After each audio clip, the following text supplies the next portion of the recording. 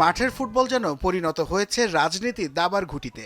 Football মহাযজ্ঞে Iran নয়, বরং দেখা যেতে পারে 4 বারের বিশ্ব চ্যাম্পিয়ন ইটালিকে। এমন এক চাঞ্চল্যকর প্রস্তাব ঘিরে বিশ্ব ক্রীড়াঙ্গন আর কূটনীতিতে বইছে ঝোড়ো হাওয়া। মার্কিন প্রেসিডেন্ট ডোনাল্ড ট্রাম্পের বিশেষ দূত পাওলো জাম্পোলির ফিফাকে দেয়া প্রস্তাব নিয়ে শুরু হয়েছে তোলপাড়।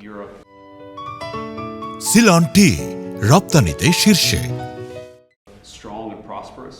পর্দার আড়ালের গল্পটা বেশ জটিল।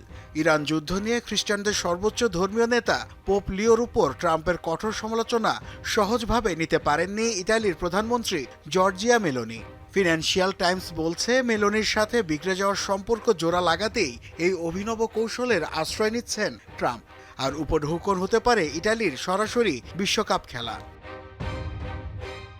গত মার্চে বসনিয়া হার্জেগোভিনার কাছে টাইব্রেকারে হেরে টানা তৃতীয়বারের মতো বিশ্বকাপ থেকে ছিটকে যায় ইতালি। কিন্তু মার্কিন বিশেষ দূত পাওলো জাম্পোলি বলছেন ভিন্ন কথা। তিনি সরাসরি ট্রাম্প কিংবা ফিফা প্রেসিডেন্ট জিয়ান্নি ইনফান্তিনোর কাছে প্রস্তাব দিয়েছেন ইরানের বদলে ইতালিকে যুক্ত করার। জাম্পোলির দাবি, 4 বারের চ্যাম্পিয়ন হিসেবে আজুরিদের বিশ্বকাপে থাকার পূর্ণ যোগ্যতা রয়েছে। যদিও এমন কোনো পরিকল্পনা নেই বলে সাফ জানিয়ে দিয়েছে ফিফা।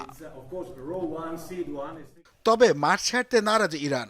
এক বিবৃতিতে তেহরান জানিয়েছে তারা বিশ্বকাপের জন্য পুরোপুরি প্রস্তুত। যদিও ইরান আগে থেকেই শর্ত দিয়ে রেখেছে যুক্তরাষ্ট্রের নিরাপত্তার অভাবে তাদের ম্যাচগুলো মেক্সিকোতে সরিয়ে নিতে হবে। ফিফার উত্তরের অপেক্ষায় ঝুলে আছে তাদের চূড়ান্ত অংশগ্রহণ। 2026 ফিফা বিশ্বকাপে স্বাগতিক যুক্তরাষ্ট্রের চেয়ে ইরানের ম্যাচ দেখতে বেশি আগ্রহ দর্শকদের। মূলত টিকিটের দাম আকাশচুম্বীর কারণে তৈরি হয়েছে এই অনীহা। ক্যাটাগরি 1 ও ক্যাটাগরি 2-এ যথাক্রমে প্রায় 3.5 ও 2.5 লাখ টাকার বিপরীতে ইরান ম্যাচের দিকে আগ্রহ বাড়ছে তাদের। নাসিফ শুভ, যমুনা স্পোর্টস।